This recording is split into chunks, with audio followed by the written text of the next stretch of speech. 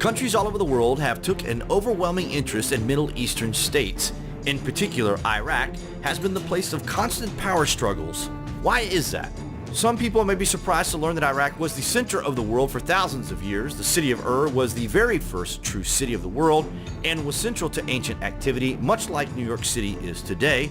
Ur is recorded in written history dating back 6,500 years BC and is even in the Torah, Old Testament. They made many advances, including math and astronomy, to name a few, and they may have even made alien contact. We know that sounds crazy, guys, but what if it were true? What if we were to tell you that the power struggles in the region surrounding modern-day Iraq is the direct result of the search for ancient technology?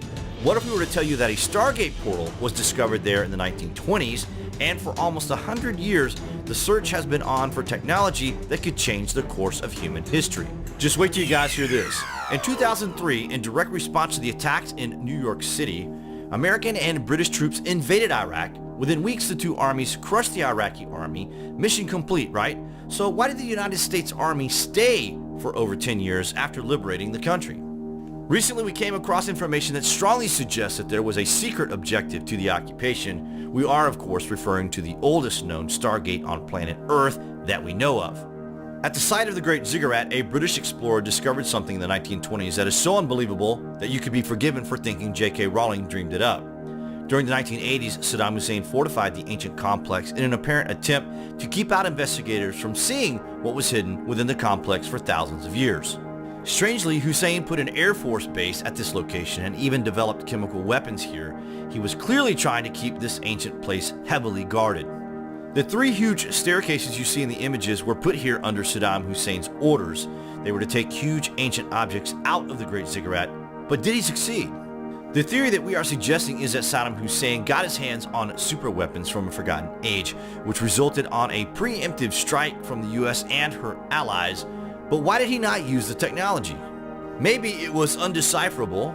Maybe it was alien language. Maybe cuneiform is in fact an alien language. Imagine this scenario. The US government obtains intelligence that hidden somewhere in central Iraq is an actual Stargate, placed there by the Anunnaki gods of ancient Sumeria, aka the aliens.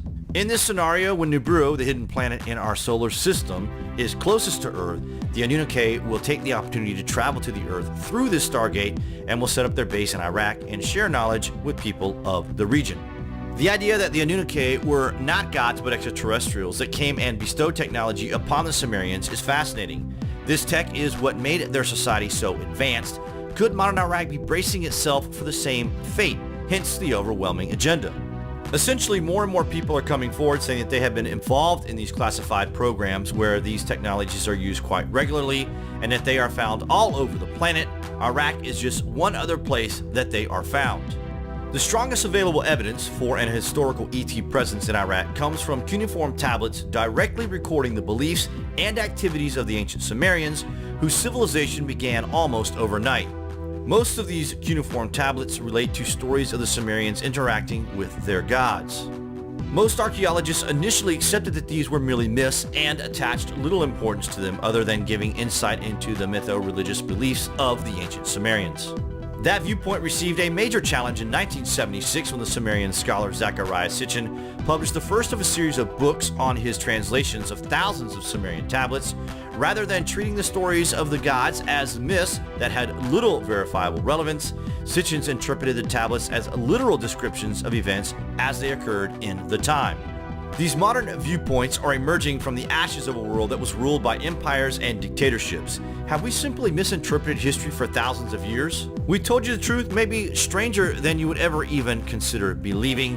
What does that tell you? What do you think of the Stargate portal at the Ziggurat of Ur in Iraq? The signs are everywhere. The writing is on the wall.